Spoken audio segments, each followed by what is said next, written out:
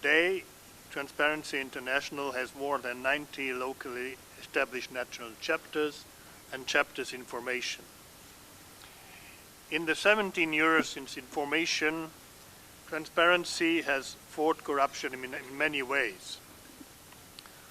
One of them has been the publication on a yearly basis of the TI Corruption Perception Index, which purports to give a measure of corruption in the international field. For this and other purposes, corruption is defined as the abuse of entrusted power for private gain. Corruption hurts everyone whose life, livelihood, or happiness depends on the integrity of people in a position of authority. What is the Corruption Perception Index, or CPI? What does it measure, and what can it be used for? The Corruption Perception Index is a survey of surveys, a composite index based on different sampling and varying methodologies. All sources assess levels of corruption in the public and political sector and provide a ranking of countries. Evaluation of the extent of corruption in countries is done by country experts, non-residents, and residents. In the 2009 CPI, the following 7 sources provided data based on expert analysis: the African Development Bank, the Asian Development Bank, Bertelsmann Foundation, the Economist Intelligence Unit, Freedom House, Global Insight, and the World Bank. 3 sources reflect the evaluations by resident business leaders of their own country: IMD, the Institute for Management Development, Political and Economic Risk Consultancy, and the World Economic Forum. The values for a country are standardized and then averaged. Each of the 180 countries included in the CPI receive a score on a scale from 10, which means very clean, to 0, which means very corrupt. The score is based on a minimum of 3 surveys per country. There is a high correlation between the sources, which underscores their reliability. The CPI is not based on hard data, which are difficult to obtain and questionable, e.g. the number of prosecutions. Number of prosecutions is a figure which, to the extent it is representing the reality, lags very far behind, a long time behind it. The CPI measures the degree to which corruption is perceived to exist among public officials and politicians. It provides perceptions of the extent of corruption within countries and enhances the understanding of real levels of corruption from one country to another. It also provides an entry point for research into the causes and consequences of corruption and serves to promote the public debate. It is noteworthy that the CPI for a particular country doesn't necessarily mean that the citizens of that country are especially corrupt, because corruption in that country can also be, and often is, the fact of foreign companies. The CPI has little explanatory value. Other measures are needed in order to understand why a country scores as it does and to identify areas for reform. It was not designed to measure change over time and should not be used as a hard measure for aid allocation. Although the CPI score matters more than the rank, a significant change of ranking may be presumed to reflect an improvement of the situation in the country.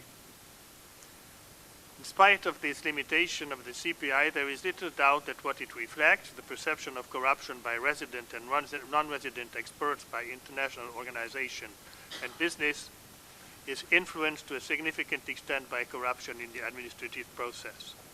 There is also a consensus that the latter is directly related to the amount of red tape.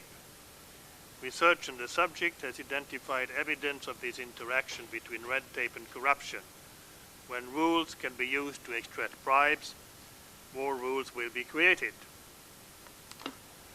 Apart from the distortion of the resource allocation inherent in any bribe, since the resource is allocated not to the best, but to the best briber, the administrative process will then be considerably slowed down by the time required to extract the bribe.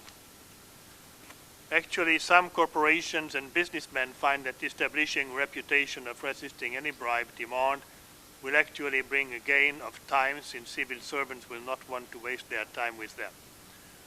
Only corporations with a strong market position can, however, go through the hurdle of resisting bribe demands long enough for their reputation to be established. Should also mention another index, the bribe payers index. The bribe payers index reflects or measures the propensity of corporations of a country to pay bribes in the international field. So this is the reverse side of the corruption perception index.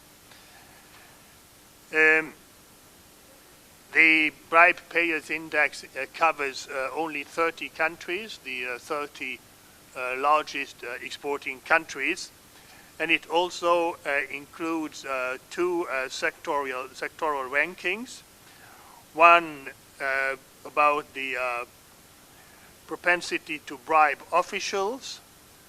The sectors the most affected by bribe paying are public work contracts, construction, real estate and property development, oil and gas, heavy manufacturing and mining.